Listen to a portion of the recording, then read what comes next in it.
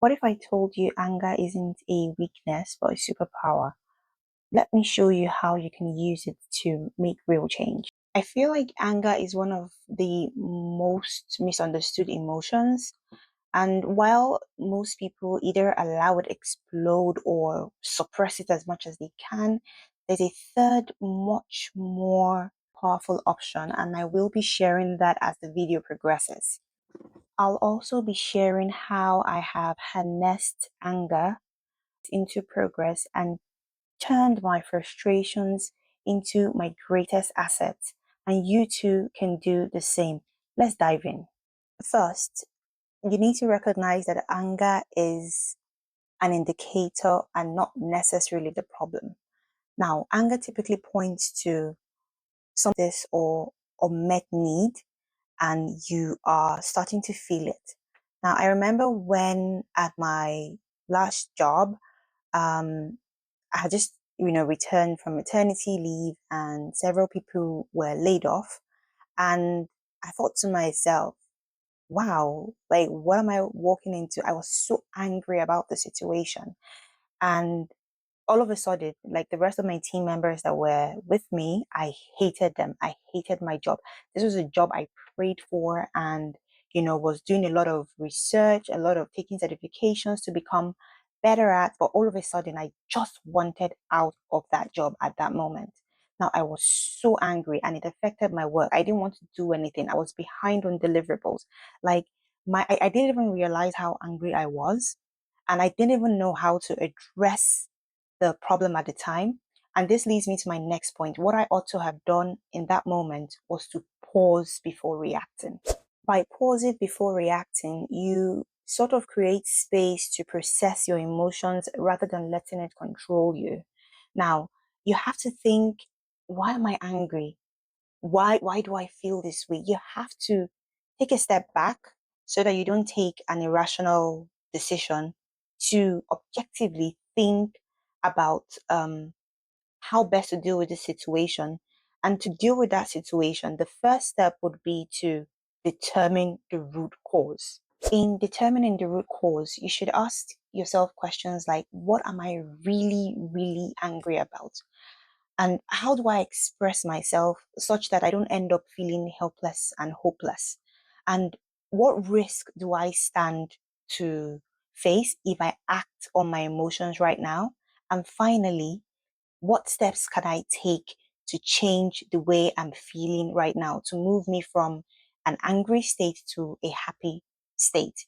Now, what I found out while I was angry at that point when I returned to work was I felt helpless. I felt like I did not have the energy to get back on the job market to start job hunting. I was already dealing with a lot. I felt sad because I had planned to be at this company for a little longer. I felt like sad that my managers who were way older than me in their 50s were probably dealing with the heat from up, like way up. And so it was trickling down to us. And it made me think, will I be dealing with this situation when I'm in my 50s as well? Like this rat race, when will it end? So the root cause of my anger was I didn't like the fact that I didn't own my time. I didn't own my work. I would always work and leave at the expense of others. And that made me take a couple of decisions into the new year. And now what that did was I promised myself in the new year that I was going to own my stuff. And that's why, well, that's one of the many reasons I started this YouTube channel. I started to pursue my entrepreneurship dreams. I started to complete all the little projects that I started. Now, that is how you deal with anger.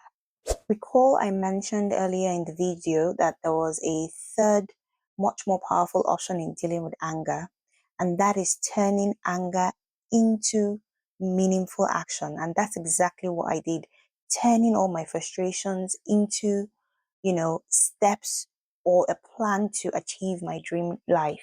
Now, if I hadn't done that, what my immediate thought was at that time in the heat of the anger was, you know what, just quit this job. I can't deal with this situation. I just wanted to leave and be over with it. But then there are bills to pay. You can't run away from your responsibilities. And so by, you know, turning it into an action plan, I created a timeline within which I want to leave. I created a timeline for if I'm fired, how to cope. I went back to my vision board that I had abandoned. Terrible, terrible mistake. I looked at it and, envisioned the life I wanted for myself. Like there's so many big things that I had set out to do when I moved out of Nigeria. And now looking at that board, putting it everywhere, constantly reminding myself of my action plan has gotten me on my road to um, changing the situation. And this leads me to the next point, which is to use anger as a motivator. You have to set goals to address what made you angry. You have to determine what skills you need to learn, what steps can I take, what little steps starting today can I take to move me from an angry state to a long-term happy state. Now, notice the emphasis on long term. We're not all about slap a balm on top of it and not address the root cause. You have to work on moving from that constant or that angry state to a long term permanent happy state. And it requires a lot of work in doing this whole or in moving from my angry state to my happy state. What I've done is I had to polish my speaking skills. I'm still working hard at it. I had to improve my video editing skills. I had to learn some things about social media. Prior to this point in my life, I have been anti-social. Like prior to 2025, I think the last time I posted was 2018, not on YouTube, I think on Instagram. Like I was so anti-social. I had to, for my entrepreneurial bit, I had to, learn about business acquisition. I had to learn about negotiation. I had to, like, I'm building the skills that are relevant to get me from my happy state or from my angry state to my happy state. And I know that while this doesn't give me the financial freedom that I'm actually working towards to, at least I'm on the way there. So if anything happens to me right now, for instance, say I'm out of a job, I will be on my way to my happy state a lot faster than having not taken any action. Or or if I had, in my anger, just quit my job before I started figuring out how to get to my happy state. Next, I recommend you find healthy outlets for your anger. I find that activities like writing, exercising, art, or even Netflixing and chilling typically helps us relieve that pent up anger. Find that, one thing you enjoy doing. Like personally, I like to write short stories. I didn't even realize it was a thing for me until I went on mat leave. And then I wrote these amazing stories I am trying to illustrate right now. So be on the lookout for those. So find that activity that helps you release that pressure at the end of the day so that you can be able to think clearer, like think from, if for lack of a better word, from that your temporary state of happiness and objectivity so that you can make better long-term decisions.